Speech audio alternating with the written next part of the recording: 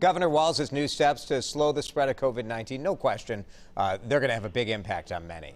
So he says he wants to take targeted measures, really aimed at places where they say the virus is spreading among young people, that 18 to 35-year-old group. It's a group that's often asymptomatic, spreads the virus without really even knowing that they have it. So here to talk about what this means for families is Dr. Gigi Chawla, Chief of General Pediatrics at Children's Minnesota. Thanks for being with us this morning. Thanks for having me again. So the governor went into some pretty specific detail on the data that they're finding. What appears to be driving this rise in the COVID-19 cases, especially in that 18 to 35 group?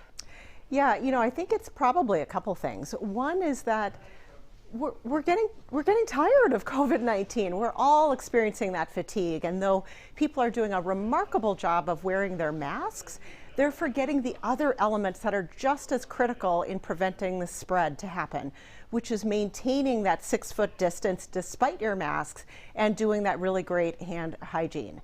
And then the other piece that really is, I think, driving the spread is that people are really clear about who's in their bubble, but they're not really clear about the people in their bubble and what other bubble they belong to. And so although you think you're doing a great job of really ensuring that you're following all the guidelines, those little bubbles tend to spread, and suddenly you can see much more community spread. I've heard some people in this age group, even outside of this age group, say, look, it's not a huge deal. I'm healthy. A lot of times I'm asymptomatic.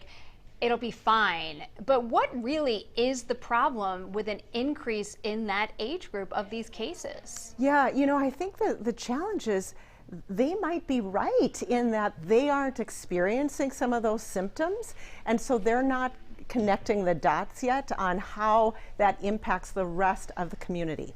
If they were able to completely isolate themselves and have no other contact with anyone else, that may work, but that just isn't their reality. Their reality is that they may experience some symptoms, a little bit of a headache, maybe a little bit of some stomach upset, maybe some fatigue, and that might be all or no symptoms, but yet they're coming into contact with people, through work or other people in their bubble who are coming into contact with their parents or their grandparents.